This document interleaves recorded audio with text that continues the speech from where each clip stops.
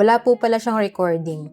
Okay, so ang tinatanong nyo is all about the Xiaomi Redmi A5, no? And actually, kung tama po yung assumption ko na ang tinatanong nyo is all about the screen recording function, meron po siyang screen recorder. Baka hindi nyo lang po nakita. So anyway, kung di nyo pa po alam yan, sige, ituro ko po sa inyo.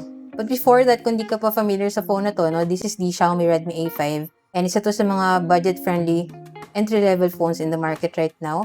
Na maganda dito, no? Maganda yung kanyang design. Hindi naman halata na budget phone lang siya. Tapos, malaki rin yung kanyang screen size, 6.88 inches. Kaya mag-enjoy ka manood dito. Malaki na rin yung kanyang battery, 5,200 mAh. So, perfect to pang backup phone. Or kung yung phone is gusto nyo ibigay sa anak nyo or sa parents nyo, isa to sa mga mare-recommend ko. So, anyway, back to the question tayo. Paano nga ba tayo makakapag-screen record dito sa ating Xiaomi Redmi A5? So, madali lang po yan, no? Punta lang kayo sa drop-down menu and then dito, makikita nyo po yung screen record na, na icon. Kung wala pa po dito yung sa inyo, pwede nyo po siya i-add. Click nyo lang yung pen dito. And then, kung nandito siya sa baba, hold nyo lang siya and then drag nyo sa taas para mapunta siya dun sa drop-down menu natin.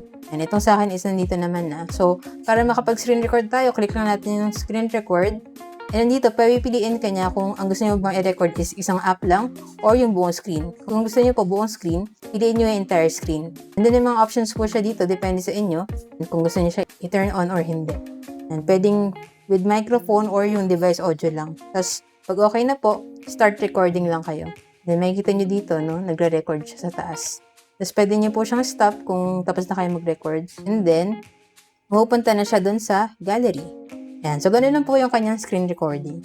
So, kung interested din po kayo sa ganitong phone, check nyo na lang po dyan sa Yellow Basket, dyan ko nabili nyo sa akin para same quality and legit phone din yung mabili nyo. Yun lang, sana nakatulong tong video. If you have any other questions, just let me know in the comments and follow for more tech content.